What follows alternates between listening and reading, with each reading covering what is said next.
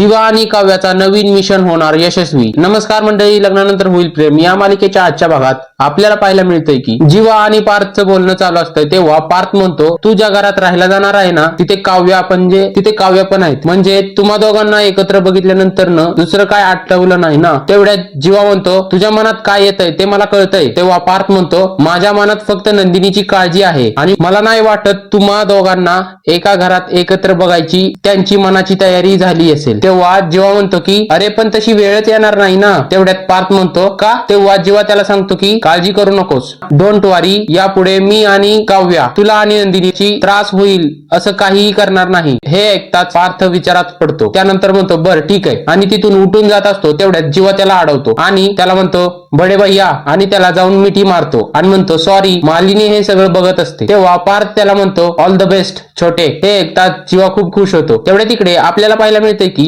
काव्या देशमुखांच्या घरी यायला निघालेली असते। तेव्हा काव्या जाती याचा आनंद आहे मला, पण तिथे तिला आणि जीवाला एकत्र बघून पार्थ राहू शकतील का? तेवढ्या तिकडे आपल्याला पाहायला मिळते की पार्थ त्यांच्या घराचा दरवाजा उघडतोय। दरवाजातून काव्या बॅग घेऊन आलीये। ती म्हणते की मला माझ्या पार्थ देशमुखांसोबत राहायचंय। ही फिसकारलेली मांजर तिच्या आर्किटेक्चर बोक्याला परत मिळवणार आणि पार्थच्या हातात बॅग देऊन ती आत जाते। तेवढ्या तिकडे आपल्याला पाहायला मिळते की नंदिनी सुद्धा दरवाजा उघडते त्यांच्या घरचा आणि बाहेर बॅग घेऊन कोणतरी उभं आहे। तेव्हा आपल्याला पाहायला मिळते की जीवा तिथे गेलाय आणि तो म्हणतोय की बस झाला आता लपंडाव, आता तूच माझा चांदवा आणि तूच माझा मितवा, तूच माझी रूम पार्टनर आणि तूच माझी लाईफ पार्टनर। हे ऐकताच नंदिनीला तर धक्काच बसतो। आता पुढे नेमकं काय होणार आहे तुम्हाला माहित असेल तर कमेंट बॉक्स मध्ये नक्की सांगा।